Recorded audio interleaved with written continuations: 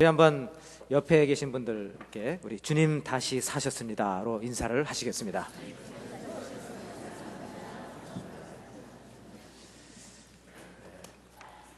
오늘 참 2부 예배가 너무 활기차고 정말 좋습니다. 우리 찬양팀도 정말 좋았고요. 또 우리 장로님 기도도 너무 그냥 영적인 파워를 느낄 수가 있고, 우리 또 성가대 두 곡이나 너무 귀한 곡을 하나님께 올려드렸습니다.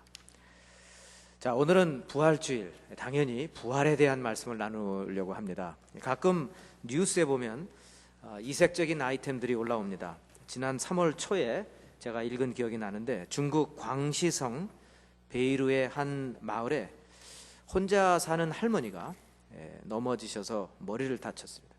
꼼짝 못하고 당연히 숨도 못 쉬는 상태에서 이제 침대에 누워있는 것을 이웃이 발견을 했습니다. 그분의 시신을 관에 모시고 그 땅의 풍속대로 애도 기간 이제 7일장을 준비하고 있었습니다. 그런데 엿새 만에 할머니가 제 발로 걸어 나오셔서 사람들을 깜짝 놀라게 한 것입니다.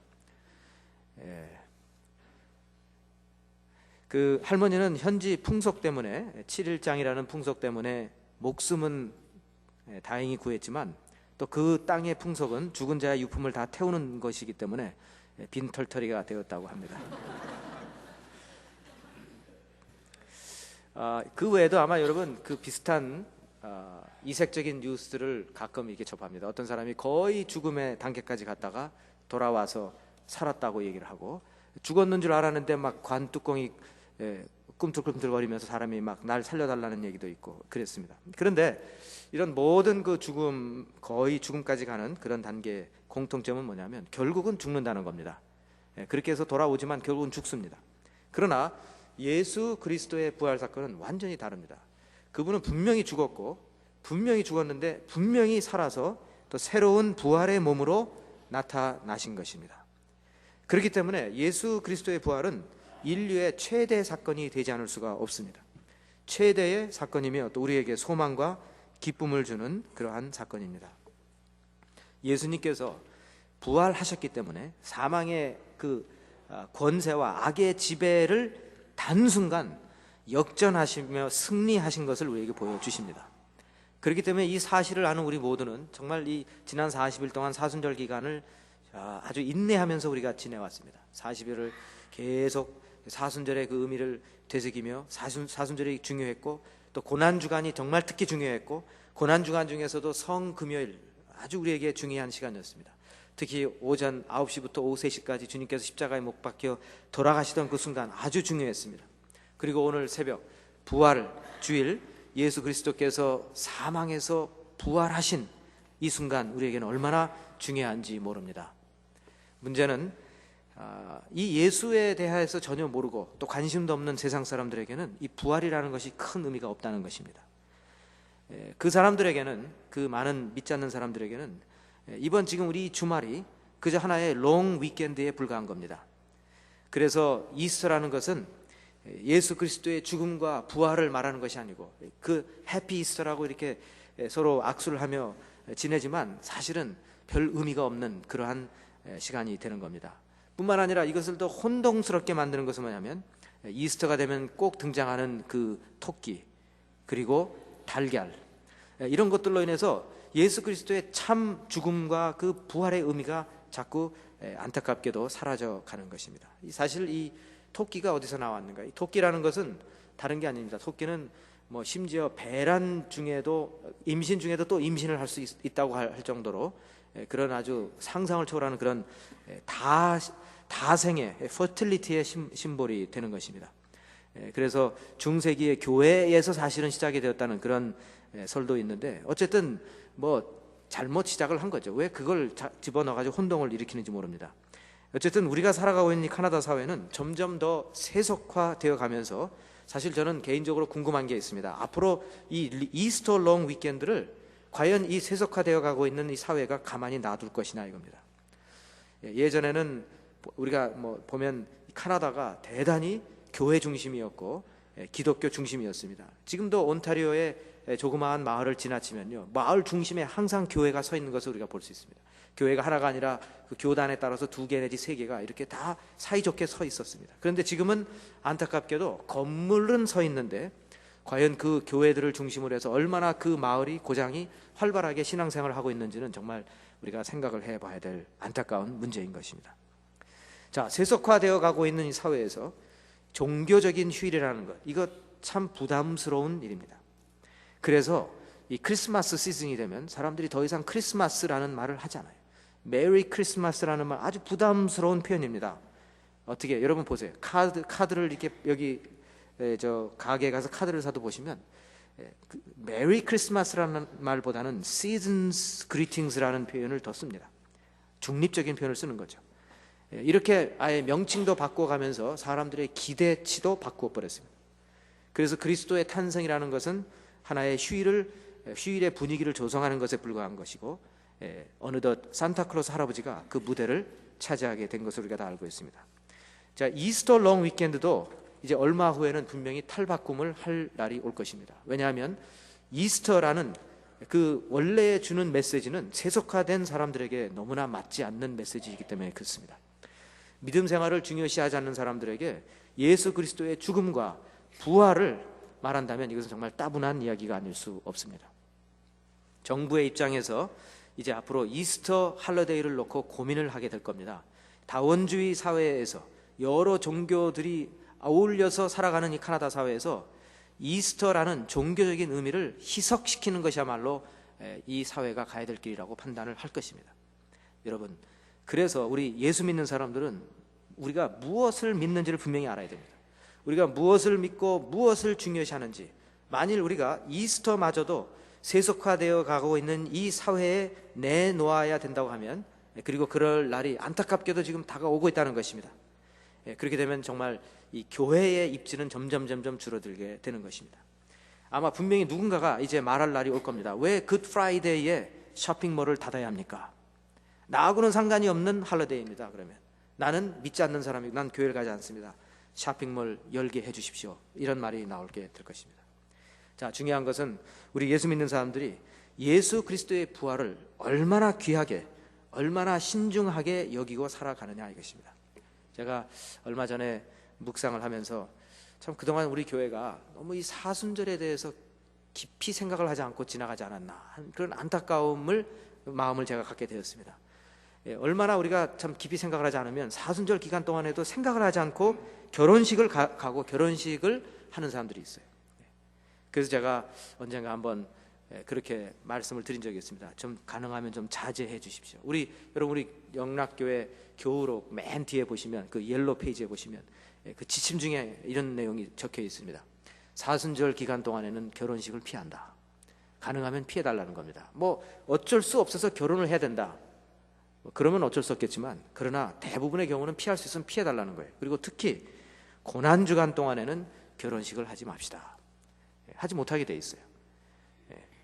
뭐 아무리 한다고 해도 목사님들이 주례를 안 할 겁니다. 자, 여러분, 이렇게 제가 말씀을 드리면 대단히 율법주의적으로 교회가 가는 것이 아닌가라고 생각할지 모르겠어요. 그러나 여러분, 사순절, 고난주간, 성금요일, 부활주일, 이 교회에게서 정말 중요한 겁니다. 이것을 우리가 왜 잘 지켜야 되는가? 세속화되어 가고 있는 이 사회 속에서 적어도 3가지 이유가 있다고 생각을 합니다. 첫째는 우리가 이 구원받은 주님의 고난과 우리의 구원을 위해서 주님께서 받으신 그 고난과 죽음, 그리고 부활과 영광을 우리가 분명히 깨닫고 감사하자는 데 첫 번째 목적이 있습니다. 이것보다 사실 더 중요한 교회력을 지키는 이유는 없을 것입니다. 교회력을 통해서 주님께서 우리에게 어떤 고난을 받으셨고 죽음을 당하셨으며 어떻게 부활하셨고 어떻게 영광 중에 재림주로 다시 오실 것인가, 우리가 분명히 생각하고 넘어가자는 것입니다. 두 번째 이유는 우리가 이렇게 함으로써 우리 자손들에게 분명히 가르치자는 것입니다. 사실 우리 다음 세대를 보면 정말 어떨 때는 기도가 참 어렵게 나옵니다. 정말 이 이민 와서 1세대들이 이렇게 어렵게 신앙생활을, 그래도 하나님 앞에 의지할 곳은 하나님밖에 없기 때문에 우리가 무릎 꿇고 이렇게 기도하고 있는데, 우리의 자녀들이 이제 자기들 삶이 편해진다, 앞으로 잘 나간다, 마치 신명기를 읽는 것과 같죠. 이렇게 될 때 우리 자녀들이 이 세속화 물결에 휩쓸려 들어가지 않을 것이라는 보장이 어디 있느냐 이거예요. 그래서도 우리 1세대들은 자녀들에게 분명히 가르치고 몸소 가르쳐야 될 줄 믿습니다. 세 번째 이유는 이 사회가 점점 더 세속화되어 가고 있기 때문에 교회만이라도, 예수 믿는 사람들이라도 부활의 의미를 분명히 알고 이 부활을 분명히 우리가 지키고 소중히 여겨야 된다는 것입니다. 자, 지금 오늘 본문을 우리가 읽었는데 바울이 고린도 교회에 편지를 쓰면서 한마디로 충격으로 쓰고 있습니다. 왜 쓰고 있냐면, 아니 어떻게 교회 안에서 이런 일이 일어날 수 있느냐는 것입니다. 무슨 일이 일어나는가? 고린도 교회의 일부 교인들 가운데에는 부활을 믿지 않는 사람들이 있다는 것입니다. 아니 이것이 어떻게 가능하냐 하면서 그는 고린도전서 15장 전체에서 상당히 짜임새 있게 지금 논리적으로 이 내용들을 지금 다 전개해 나가고 있습니다. 그 당시 그리스 로마의 수사학을 사용해서, 레토릭을 사용해서 지금 그 논리를 전개해 가고 있는데, 사실 고린도전서 15장 전체는요 굉장히 내용이 깊습니다. 그리고 5파트로 나눠져서 그 당시에 수사학의 그 패턴을 그대로 사용하고 있는데, 그것은 이제 오늘 우리가 깊이 볼 수는 없습니다. 그러나 여러분 1절부터 11절까지 첫 부분, 그 레토릭의 첫 번째 부분에서 바울은 이런 내용을 말합니다. 나는 내가 받은 복음을 여러분에게 가감없이 그대로 전했습니다. 그 내용은 무엇인가? 성경대로 그리스도께서 우리 죄를 위하여 죽으셨고 장사한 지 사흘 만에 분명히 살아나셨다는 것을 나는 그대로 가감없이 여러분들에게 전했습니다. 그리고 그 예수 그리스도의 살아나심을 더욱더 여러분들에게 설명하기 위해서 나는 주님께서 게바에게 보이시고 12지자에게 보이시고 동시에 500명의 형제들에게 보이셨다는 것을 분명히 말해 드렸습니다. 그리고 나에게까지도 도저히 감당할 수 없는 은혜로 나에게까지도 부활의 모습을 보여주셨습니다라고 분명히 말했다는 거예요. 그런데 어떻게 여러분들은 부활이 없다라고 말을 할 수가 있느냐라고 지금 정말 가슴을 치면서 말을 하고 있습니다. 자, 여러분 여기서 2절을 보십시오. 중요한 내용이 여기 나오는데, 자, 내가 여러분들에게 전한 이 복음 위에 여러분들이 분명히 서 있어야 되는데, 2절에 보시면 너희가 만일 내가 전한 그 말을 굳게 지키고 헛되이 믿지 아니하였으면 그로 말미암아 구원을 받으리라 라고 말하고 있습니다. 자, 이 말은 무슨 말이냐? 사실 이건 바울이 굉장히 점잖게 표현하고 있는 겁니다. 마음 같아서는 지금 박아주고 싶은 거예요. 그런데 그렇게 못하고 있어요. 막 그냥 주워 박아주고 싶은 거예요. 지금 도대체 정신이 나가느냐 안 나, 있느냐 없느냐 지금 말하고 있는 거예요. 왜? 2절에 보시면 이 무슨 말이냐면, 내가 한 말을 여러분들이 굳게 지키지 않았고 헛되이 믿었다면 지금 여러분들은 구원 바깥에 있다 이겁니다. 자, 여기서 굉장히 중요한 단어가 뭐냐면 헛되이라는 말입니다. 헛되이. 왜냐하면 이 단어가 계속해서 바울이 나중에 써요. 14절에 보세요. 만일 그리스도께서 살아나시지 않았다면 우리가 전파한 것이 헛것이고 너의 믿음도 헛것이고, 그러죠? 또 17절에 보시죠. 그리스도께서 다시 살아나신 일이 없다면 너희의 믿음도 헛것이요. 자, 이 헛되다는 말을 많이 쓰고 있는데, 특히 2절에서 헛되이라는 말의 그 원뜻은 뭐냐면 목적 없이, 아무 생각 없이라는 뜻입니다. 그러니까 고린도 교인들이 복음을 받아들였는데 그냥 생각하지 않고 받아들인 거예요. 별로 목적도 없이 신앙생활을 하고 있다 이겁니다. 자, 여러분, 오늘날 많은 신앙인들이 사실 이 비슷한 문제에 봉착합니다. 교회에 나와요. 신앙생활을 한다고 해요. 그런데 이 신앙생활에 어떤 목적이 없어요. 목적이 없고 별 생각 없이 그냥 예수를 믿고 있다 이겁니다. 이게 지금 안타까운 노릇이에요. 그래서 부활이 도대체 나의 신앙에 어떠한 지금 영향을 주고 있는가, 이 부활이 복음에 있어서 어떤 엑기스의 메시지가 되는가를 한번 깊이 생각을 우리가 해야 되는데, 그냥 대충 예수를 믿고 살아가니까 그런 겁니다. 여러분, 이 별 생각 없이 살아가면요, 별 생각 없는 그런 그리스도인이 되는 겁니다. 자, 여러분, 사실 우리가 살아가면서 별 생각 없이 하는 일들이 얼마나 많은지 몰라요. 안타깝지만 사실이 그래요. 예를 들면 그겁니다. 아, 배가 고프다. 별 생각 없이 그럼 밥 먹어야지. 밥 먹으러 가는 겁니다. 일을 했는데 시간이 됐구나. 별 생각 없이 집에 가야 되는구나. 집에 가는 겁니다. 그냥 집에 가서 피곤하다. 별 생각 없이 누워서 자는 거예요. 모처럼 한번 외식을 해보자. 별 생각 없이 가는데 또 뻔하게 갔던 식당 또 가는 거예요. 그리고 메뉴를 필 생각도 없어요. 그냥 지난번 했던 거 그냥 그거 또 먹자. 또 그렇게 되는 거예요. 자, 여러분, 이렇게 우리는 또 그럼 이번엔 누구하고 먹을까? 그냥 만났던 사람들, 또 그 사람들하고 또 만나서 먹는 거예요. 무슨 대화를 할까? 지난번에 했던 얘기 그냥 또 하고 또 계속 반복적으로 그냥 별 생각 없이 살아간다 이겁니다. 자, 그런데 여러분, 이게 꼭 나쁜 것만은 아니에요. 왜? 그냥 어차피 사는 건데 그냥 너무 스트레스 받지 말고 살면 돼요. 예를 들어서 배가 고프다. 내가 지금 왜 먹어야 되지? 골치 아픈 얘기예요. 먹으면 되는 거지. 왜 물어봐요? 내가 지금 시간이 다 됐다. 내가 지금 꼭 집을 가야 되나? 내가 딴 데 가면 안 될까? 이것도 문제가 있는 거예요. 이렇게 되면. 외식을 해야지. 근데 뭐 또 꼭 같은 데만 가나? 이번에는 좀 생전에 안 갔던, 이번에는 좀 다른 에스닉 레스토랑을 좀 가면 안 될까? 가서 이름도 모르는 메뉴를 보고 이거 시켜볼까 말까? 여러분, 왜 그런 스트레스를 꼭 받아야 되겠어요? 그냥 대충 살던 대로 살아도 괜찮아요.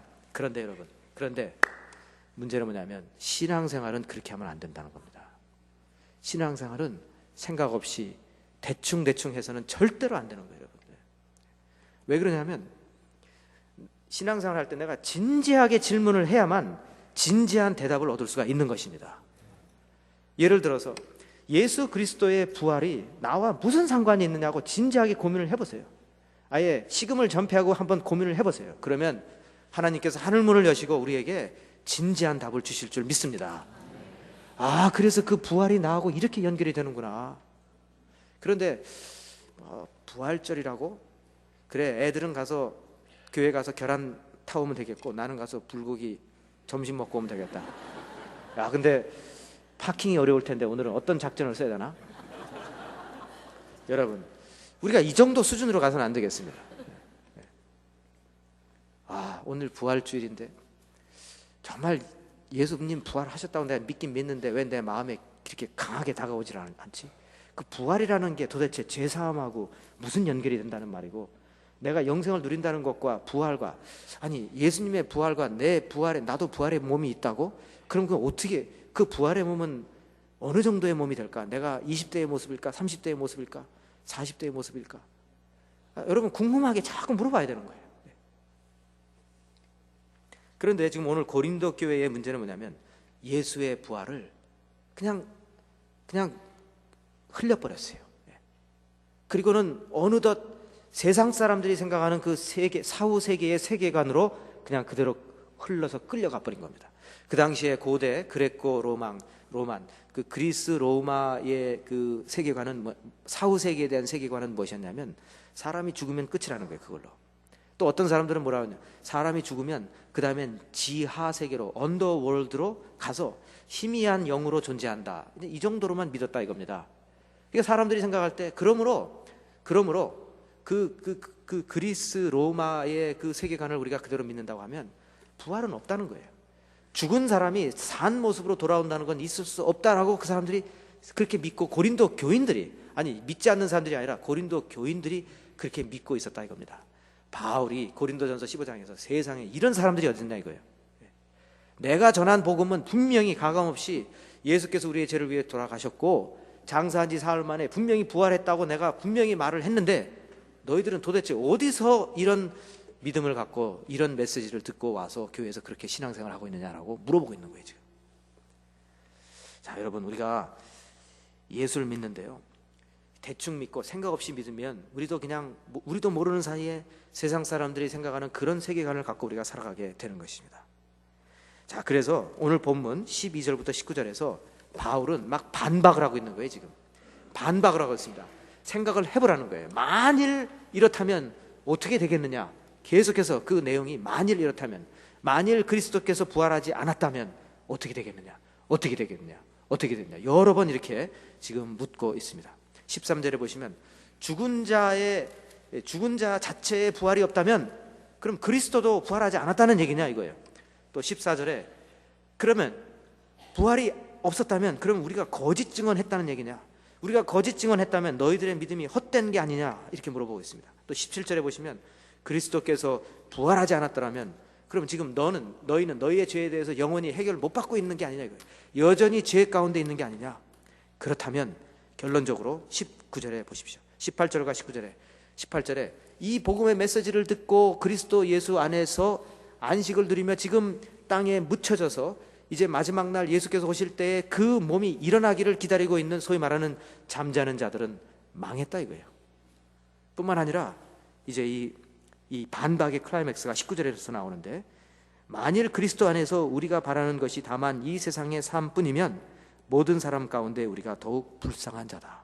자, 여기서 여러분 지금 바울은 상충되는 두 가지 이미지를 우리에게 주고 있습니다. 하나는 뭐냐면 만일 우리가 그리스도 안에 있다고 말하면서 우리의 소망은 세상의 삶뿐이라면 도저히 말도 안 되는 두 가지를 연결을 시켜버린 거예요 지금. 이게 어떻게 가능해요? 그리스도 예수 안에 살아가고 있는 사람이 우리의 소망은 세상 것뿐이라고 한다면 이게 어떻게 가능하냐. 그런데 고린도 교인들은 가능한 삶을 살아가고 있었습니다. 교회를 나오고 예수를 믿는다고 하는데 부활을 부인하고 있었습니다. 그러니 바울이 지금 막 가슴을 치는 거예요. 세상에 이런 일이 어디 있냐는 거예요. 그리스도 예수 안에 살아간다고 하는 사람들이 세상에 소망을 두고 살아가고 있다 이것입니다. 자, 이 모든 말을 종합해서 바울은 지금 무슨 말을 하냐면 껍데기 신앙은 버리라는 겁니다. 껍데기 신앙, 형식적인 신앙은 버리라는 겁니다. 헛되게 믿는 신앙은 궁극적으로 우리에게 헛된 결과를 가져다 준다고 워닝을 주고 있습니다. 여러분, 무엇이 껍데기 신앙이고 무엇이 헛된 신앙일까요? 헛된 신앙은 부활을 믿지 않고 부활에 대한 감격이 없는 신앙을 말하는 것입니다. 여러분, 부활의 신앙을 생각해 보십시오. 사도행전 2장에 보면 베드로가 사람들 앞에 일어나서 설교합니다. 그 설교의 가장 핵심적인 포인트는 뭐냐면 너희들이 예수를 죽였는데 하나님께서 예수를 살리셨고 예수를 그리스도로 구주로 만드셨다는 것입니다. 이것이 베드로의 메시지예요. 그 메시지를 들었을 때 3,000명의 군중이 마음에 찔림을 받았다고 그랬고 회개하며 우리가 무엇을 해야 되냐고 나왔다라고 적혀 있습니다.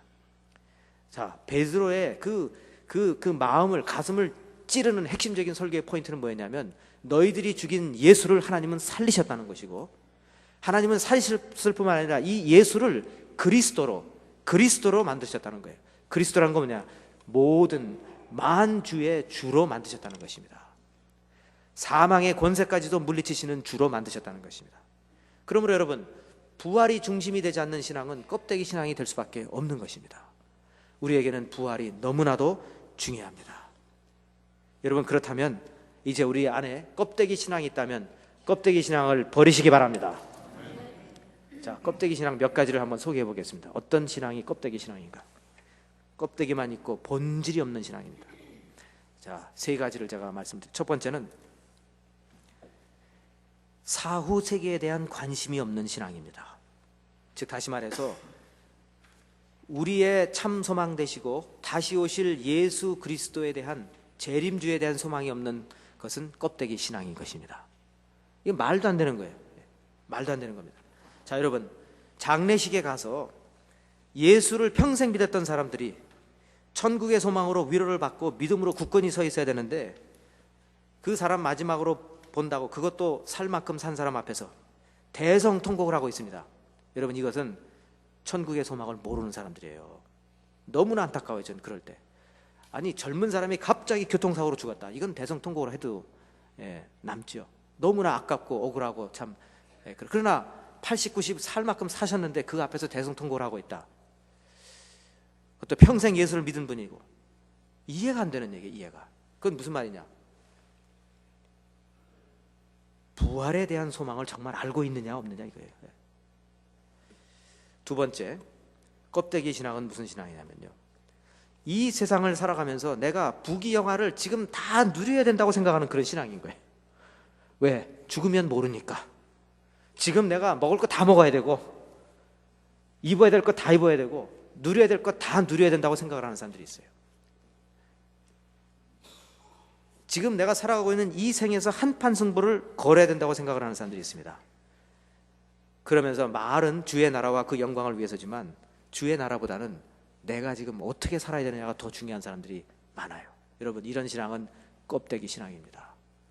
만일 여러분 이런 신앙을 갖고 있다면 오늘 부활주일에 철저하게 내버리시기 바랍니다. 세 번째, 껍데기 신앙이 또 무슨 신앙이냐? 이 생에서 정의가 실현돼야 된다, 모든 정의가 다 실현돼야 된다고 믿는 사람들이에요. 이 생에서 원수를 다 갚아야 된다고 생각하는 거예요. 이 생에서 나에게 괴로움을 준 사람들 내가 다 손을 봐야 된다고 생각하는 거예요. 여러분, 그것도 주님께 맡기시기 바랍니다. 왜? 물론 하나님 공의의 하나님이시거든요. 우리가 다 못 풀 수도 있어요. 다 안 풀어도 되는 겁니다. 그럼 우리는 어떤 삶을 살아야 되는가? 용서, 관용, 회복, 베푸는 은혜의 삶을 살아야 될 줄 믿습니다. 껍데기 신앙은요, 사후의 세계에 대해서 별 관심이 없어요. 이 생에만 관심이 있다 보니까 내가 여기서 잘 살아야 되는 거예요.